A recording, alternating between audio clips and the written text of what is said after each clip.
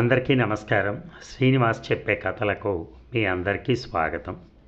ఇప్పుడు మనం వినబోయే కథ 32 డౌన్ క్రాసింగ్. రచన కొడవటి గంటి కుటుంబరావు గారు. మరి కథలోకి వెళ్దామా? ఇంట్లో పెద్ద పోట్లాట జరిగిన తర్వాత అన్నాలు సహించవు. రాధకి ఆ రోజున ఇంట్లో ఎవరో చచ్చిపోయినట్టుంది. ఆ పిల్ల నామకార్థం ఎంగిలిపడి లేచింది.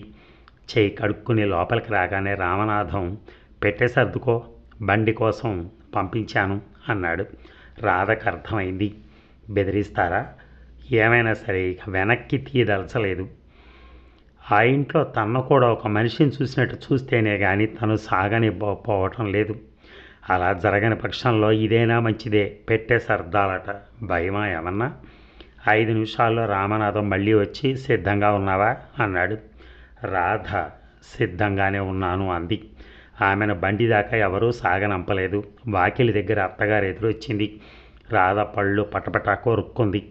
వెధవావిడ ఎదురొస్తే తనకు లభించబోయే లప్ప వెనక్కిపోతుంది. వెధవ వేషాలు. రాధ వెనక రామనాథం కూడా బండిలో ఎక్కి కూర్చున్నాడు. ఇద్దరూ మాట్లాడలేదు. మనం ఎక్కడికి పోతున్నాం, ఎందుకు అని రాధ అడగలేదు. మొగుడు చెప్పనూ లేదు. అడగటం ఎందుకు, తెలుస్తూనే ఉంది. తన పుట్టింటికి పంపుతున్నారు.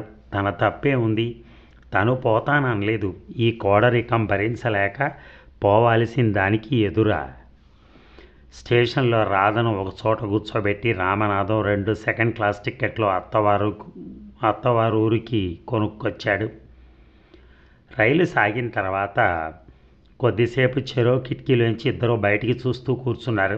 చివరికి రామనాథం రాధ దగ్గరకు వచ్చి కూర్చుని, నిన్ను మీ వాళ్ళ ఇంట దిగబెట్టేస్తాను, నువ్వు మళ్ళీ మా ఇంటికి రానక్కర్లేదు, ప్రతి నెల నీకు డబ్బు పంపుతూ ఉంటాను అన్నాడు.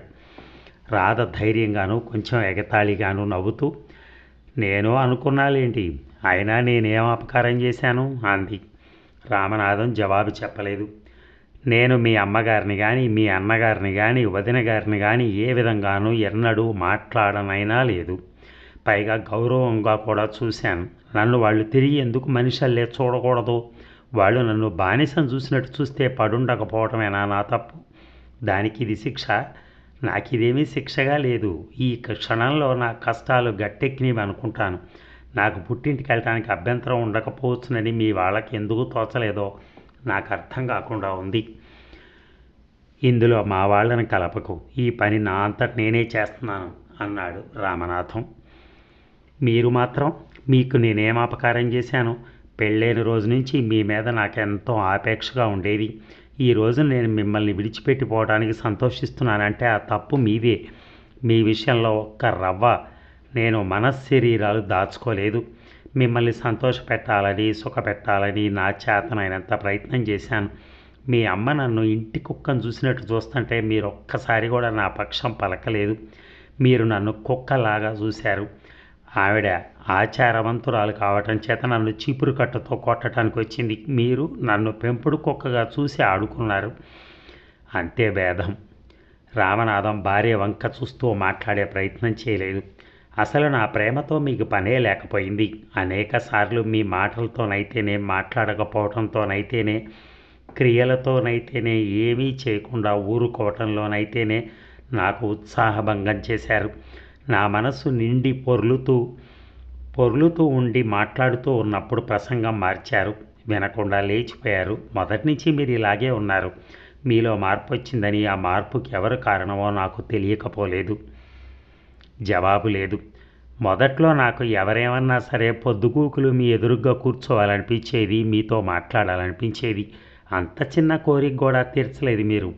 ఇటువంటి సుఖం కూడా ఈ జన్మకు లేదా అని నా మనసు ఎంత తరుక్కుపోయేదో మీకేం తెలుస్తుంది?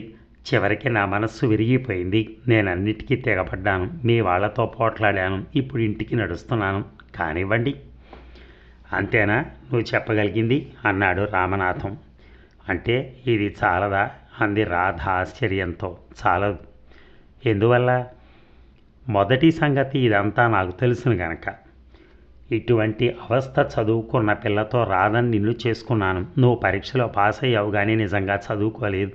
ఆ సంగతి నాకు చాలా కాలం కిందటనే తెలిసింది. నువ్వు సరైన ప్రబంధ నాయకవి, నేను ప్రబంధ నాయకుడిని కాను. నీ నుంచి నాకు కావాల్సింది ఒక సంసార సుఖమే కాకుండా కొంత మాతృత్వం కావాల్సి ఉంది. నాకు మా అమ్మతో పని కాక మునిపే ఆవిడకు నాతో పని అయిపోయిన మీద తనకు సహజంగా కలిగిన అధికారం చెలాయించడంలో తప్ప తతిమా విషయాల్లో ఆవిడ నన్ను పరపురుషుని చూసినట్టు చూడటం ప్రారంభించింది.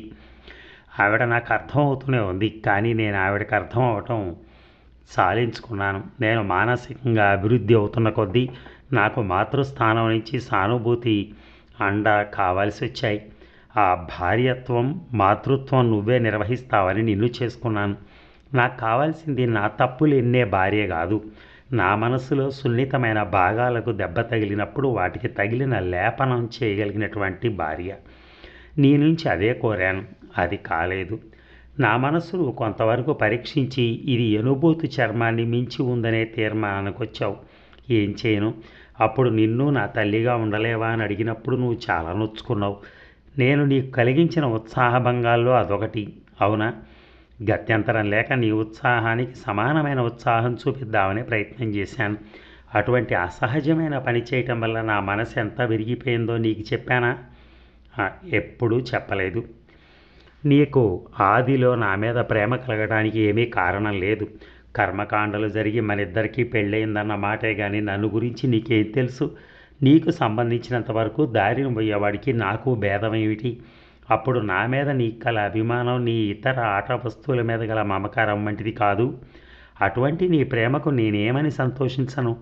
నేను ఇట్లాంటి వాడినని ఊహించి నా సుఖం నా ఆనందం ఇట్లా ఉండబోతావని నీకు నువ్వే అనుకుని చేసిన ప్రయత్నం నిజంగా నన్ను సంతోషపెట్టడానికి సుఖపెట్టడానికి చేసిన ప్రయత్నం అవుతుందా? నీ ప్రయత్నం 16 వీసాలు నువ్వు సుఖపట్టడానికి చేసుకున్నదే.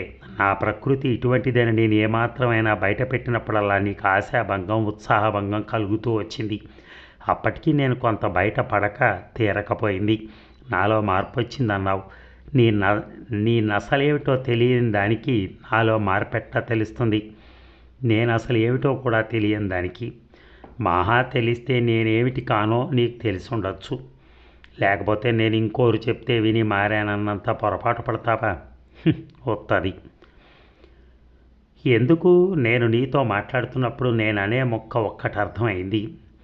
పని చేయటం విషయం మా అమ్మ నువ్వు పోట్లాడుతుంటే నేను నీ పక్షం తీసుకుని మాట్లాడుతూ నువ్వు తినే తిండికి చాకరీ చేయకుండా ఉండటం బానిసత్వం కాదా అంటే నువ్వు నేను నీ పక్షాన మాట్లాడుతున్నానన్న మాట నమ్మకపోవటమే కాక బానిసలే పనిచేస్తారు, స్వతంత్రులు చెయ్యరు అన్నావు. కానీ నిజమైన బానిసత్వం ఒకరికి రుణపడుతూ ఉండటమని, స్వతంత్రుడు ఊరికే దేనికి ఆపేక్షించడని నీకు అర్థం కాకపోయింది. ఆలోచన శక్తి ఏమైంది? నువ్వు నాకు చేసిన భార్యత్వం ఏ కడజాతి మనిషి చేయలేదు. అది నాకు చాలుతుందా? నా తెలివితేటల్లో నీకెన్నడూ నమ్మకం లేదు. మీకు తెలియదులేండి అని నువ్వెన్నిసార్లు అడ్డం వచ్చి నీ సలహా ఇచ్చి అది నేను తీసుకోకపోతే చిన్నబుచ్చుకున్నావు. ఇంకా నన్ను చూస్తే నీకు అభిమానం ఏమిటి? నా శరీరం మీద? నీకన్నా నేను తెలివి తక్కువ వాడిని అనుకుంటూ నన్ను చూస్తే నీకు అభిమానం ఉంటే నువ్వు నన్ను పెంపుడు కుక్కను. ఆ పోలిక నీకు ఇష్టం లేకపోతే నీ తాటాక బొమ్మను చూసినట్టు చూడటం కాదా? నీ అంతట నువ్వు నన్ను గురించి తెలుసుకోకపోగా నేను బయట పెడుతూ ఉంటే ఏనాడు కళ్ళు మూసుకున్నావో ఆనాడే నీకు నాకు బంధం తెగిపోయింది. నువ్వు నీ ఇష్టం వచ్చిన రామనాథంతో కాపురం చేయదలుచుకున్నావు. అసలు రామనాథాన్ని కళ్ళెత్తైనా చూడవు, వాడిని గుర్తుపట్టవు. నాకు ఇంద్రియ వాంఛ లేకపోలేదు. నేను మనిషినే. నీ వంటి అంగసౌష్టం గల భార్యను దగ్గర పెట్టుకుని నేనెందుకు దెత్తిపడాలి?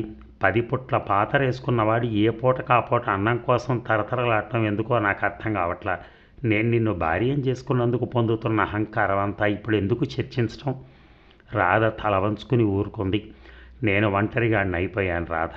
నీతో ఏ విషయం ఇలా మాట్లాడలేదు. నా మనసుకు చెప్పరాని గాయాలు తగిలి మచ్చలు పడిపోతూ ఉంటాయి. చాలా రోజులు బాధ పెట్టి స్నేహితులతో చెప్పుకునే విషయాలు కూడా కావు. నువ్వు వచ్చిన క్షణం నుంచి నిశ్చింతగా ఉండొచ్చు అనుకున్నాను. మా అమ్మ వాళ్ళందరినీ మురిగే కుక్కల కింద కట్టేసి ఊరుకుంటావనుకున్నాను. ఇప్పుడు నిన్ను మీ ఊరు తీసుకుపోవటం వాళ్ళ బారి నుంచి నిన్ను తప్పించడానికి కూడా అని నువ్వు కనుక్కోలేదు. అందుకోసం నేను నీతో ఇప్పుడు అనుభవిస్తున్న సుఖం కూడా వదులుకుంటున్నానని గమనించకపోయావు. కొంతకాలం ప్రపంచం చూడు రాధ. కొంత అనుభవం ఉంటే నేనెంత కటికవాడినలే కనపడనని ధైర్యం ఉంది.